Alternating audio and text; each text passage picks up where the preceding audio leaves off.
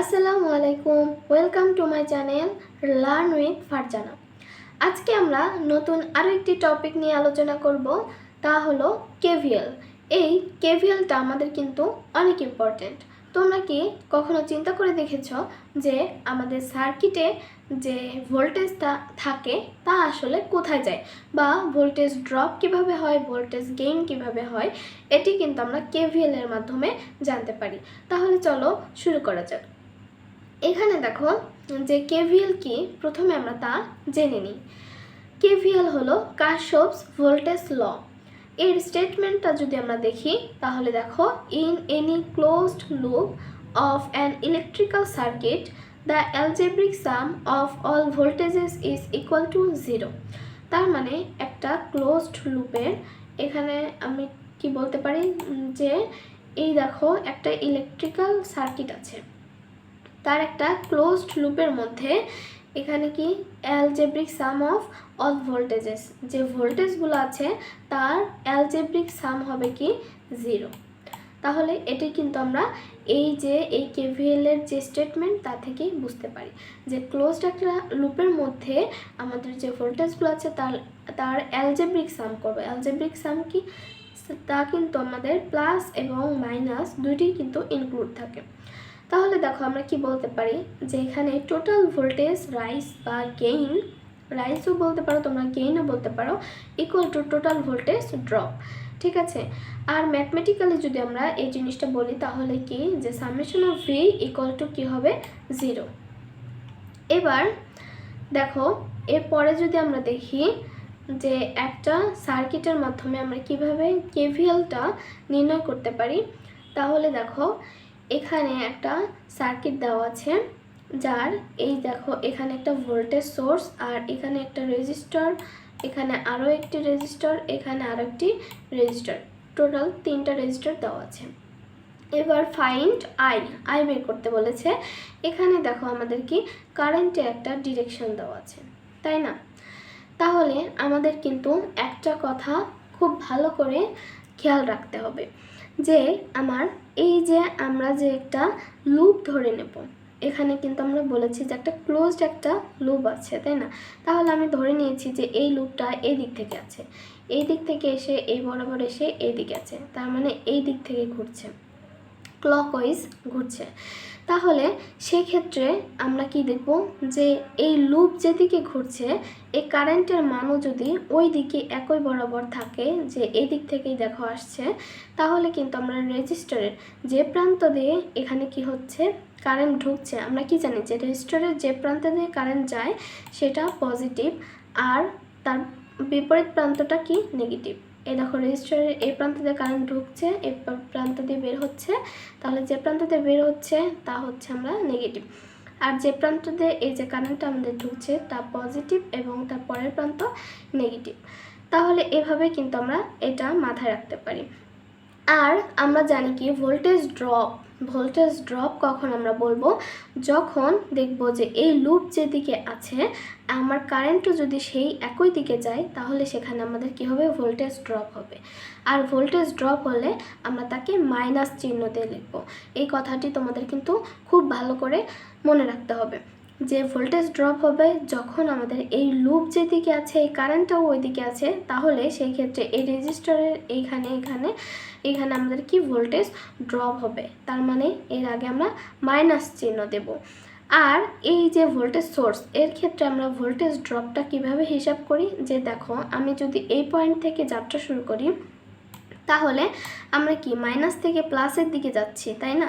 তার মানে মাইনাস থেকে যদি আমি প্লাসে যাই, তার মানে আমার ভোল্টেজ এখানে গেইন। ঠিক আছে, তার মানে আমাদের প্লাস চিহ্ন কনসিডার করতে হবে, এখানে প্লাস।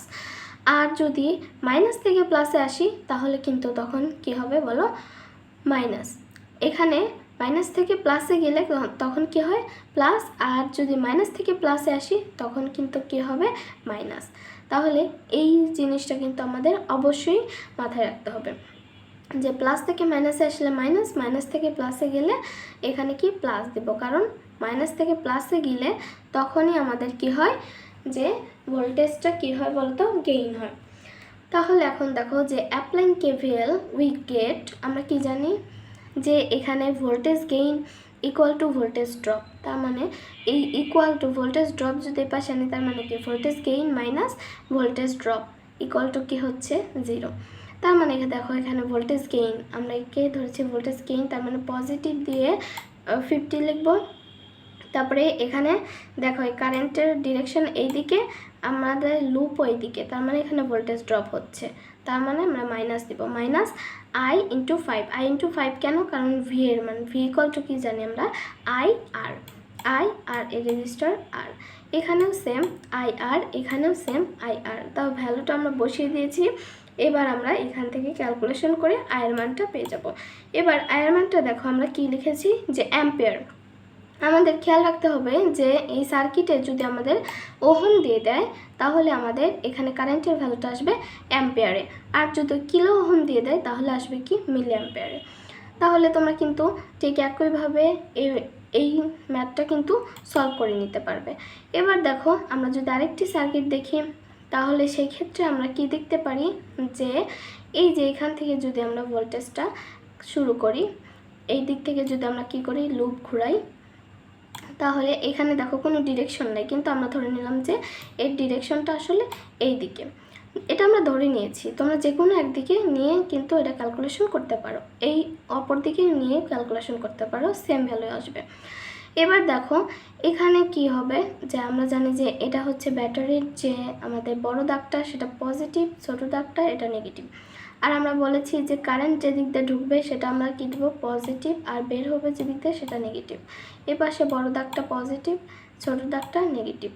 এটা কারেন্ট ঢুকছে কোন দিক দিয়ে, এই দিক দিয়ে, তাই না? এই যে এই বরাবর আসছে, তার মানে এটা পজিটিভ এটা নেগেটিভ। আর এই যে বড় এটা পজিটিভ এটা নেগেটিভ, এই পাশ দিয়ে ঢুকছে কারেন্ট, তার মানে কি এটা পজিটিভ এটা কি নেগেটিভ। তাহলে আমি আশা করছি এই জিনিসটাতে কিন্তু তোমরা বুঝতে পেরেছো। এবার আমাদের কাজ কি, ভোল্টেজ ড্রপ হচ্ছে কোথায় আর ভোল্টেজ গেইন হচ্ছে কোথায় তা খুঁজে বের করা। তাহলে আমি কি বলেছি, যে দেখো যদি আমরা মাইনাস থেকে কি করি প্লাসে যাই, যদি আমরা এই সোর্সগুলোর ক্ষেত্রে কি করি, ভোল্টেজ সোর্সের ক্ষেত্রে মাইনাস থেকে যদি প্লাসে যাই তাহলে আমরা কি ভোল্টেজটা গেইন করব, মানে প্লাস চিহ্নটা কিন্তু পাবো।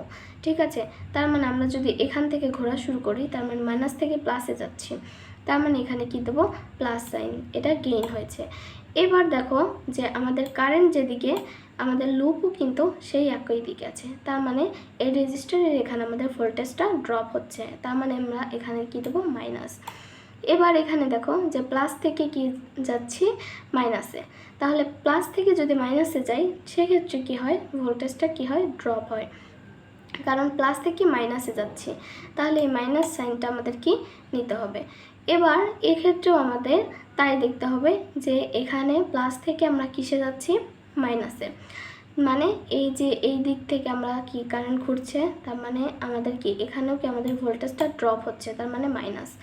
দেখো এক্ষেত্রেও কিন্তু আমরা প্লাস থেকে মাইনাসে যাচ্ছি, তার মানে কি এখানে মাইনাস চিহ্নটা দিব।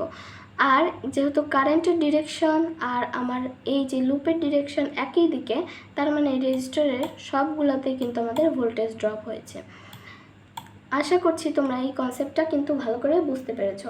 তোমরা এটি যদি মনোযোগ সহকারে বোঝো তাহলে এর পরবর্তীতে আমরা যে সার্কিট দিয়ে যেসব সলভ করব তা কিন্তু বুঝতে পারবে, তাছাড়া কিন্তু সেখানে তোমাদের অনেকটা বুঝতে অসুবিধা হবে।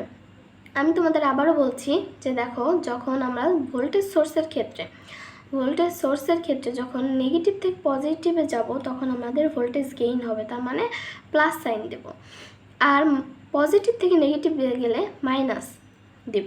ঠিক আছে, এই দেখো মাইনাস দিয়েছি, এটাও পজিটিভ থেকে নেগেটিভে গিয়েছে এই জন্য মাইনাস, আর এটা মাইনাস থেকে পজিটিভ। ঠিক আছে, তার মানে পজিটিভ, কারণ আমরা কি লুপ ঘোরা শুরু করেছি এই যে এই দিক থেকে লুপ ঘোরা শুরু করেছি। আর এখানে দেখো যেহেতু কারেন্ট আমরা ধরে নিয়েছি কারেন্ট কি এই দিকে ডিরেকশন যাচ্ছে, আর লুপটাও ধরে নিয়েছি কি লুপটাও কিন্তু এই দিকে যাচ্ছে, তাহলে লুপ যেদিকে যাচ্ছে কারেন্টও কিন্তু একই দিকে যাচ্ছে, তার মানে রেজিস্টারগুলোতে আমাদের ভোল্টেজ ড্রপ হবে। তার মানে এই রেজিস্টারের যে আমরা যে ভোল্টেজের মান পাবো ভি, তা কিন্তু আমাদের মাইনাস দিয়ে লিখতে হবে, মাইনাস আই ইন্টু আর, তাহলে ভি ইকুয়াল টু আই আর, তাই না? তাহলে কিন্তু এই কনসেপ্টটা তোমাদের ভালো করে বুঝতে হবে। এবার তোমরা এখান থেকে আয়ের ভ্যালুটা কিন্তু বের করতে পারবে। তাহলে এখানে দেখো যেহেতু কিলো ওহম আছে, তাহলে এখানে কি হবে, আমাদের এককটা মিলি অ্যাম্পেয়ার। আর এর আগে কী ছিল ওহম, সেক্ষেত্রে আমরা কি দেখেছি যে সেক্ষেত্রে আমাদের হয় অ্যাম্পেয়ার।